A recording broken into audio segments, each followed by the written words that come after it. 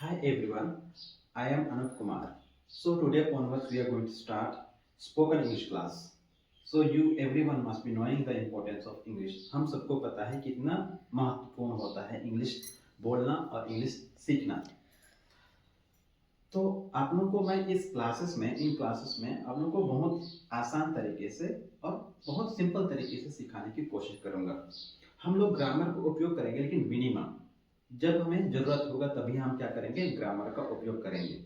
Otherwise हम लोग बहुत सिंपल तरीके से हम अपने दैनिक जीवन में बोले जाने वाले वाक्यों को हम सीखने की कोशिश करेंगे। तो आज सबसे पहले क्लास में हम लोग स्टार्ट करने जा रहे हैं सब्जेक्ट से। सब्जेक्ट जिसको हम हिंदी में बोलते हैं कर्ता। कर्ता मतलब करने वाला। तो जब भी हम कुछ वाक्य बनाते हैं तो वहां पर उस वाक्य में जो भी काम हो रहा है उसको दर्शाते वो काम को कौन कर रहा है।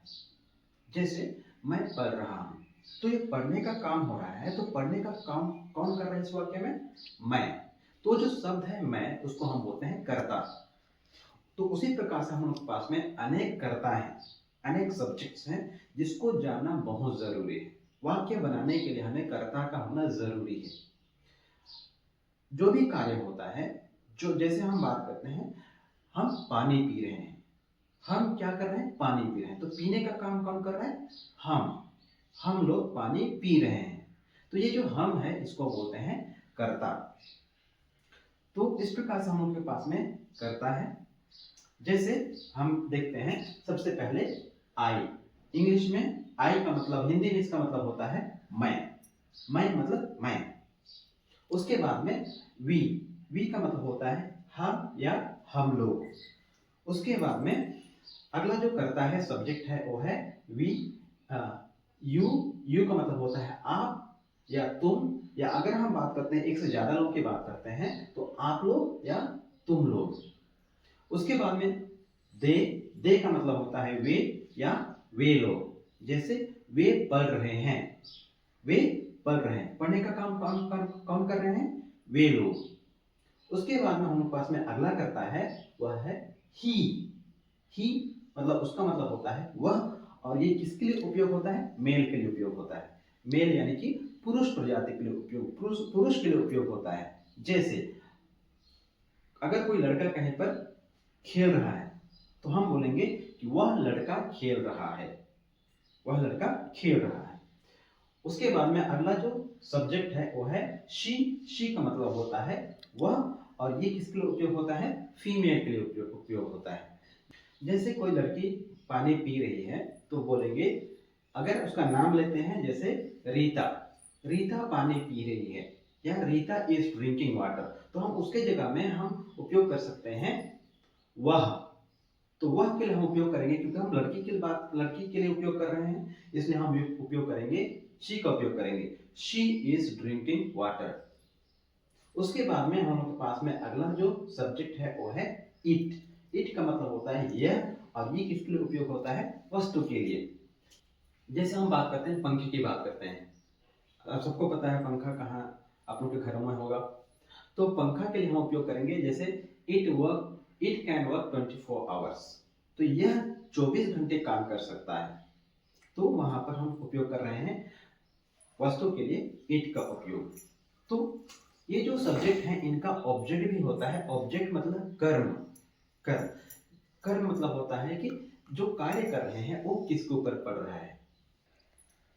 तो इन सब्जेक्ट का ऑब्जेक्ट भी होता है।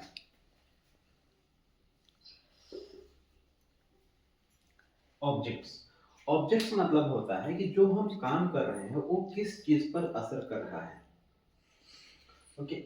तो जैसे हम बात करते हैं आई की बात करते हैं, आई का ऑब्जेक्ट होता है मी। जैसे वह मुझे एक सेब दिया, वह मुझे एक सेब दिया। He gave me an apple। तो एप्पल किसको दिया? मुझे दिया। तो मी क्या हो जाएगा? ऑब्जेक्ट यानी कि कर्म। वी का ऑब्जेक्ट होगा अस, यू का ऑब्जेक्ट होगा यू, लेकिन हिंदी में इसका मीनिंग हो जाता है आपको या तुमको।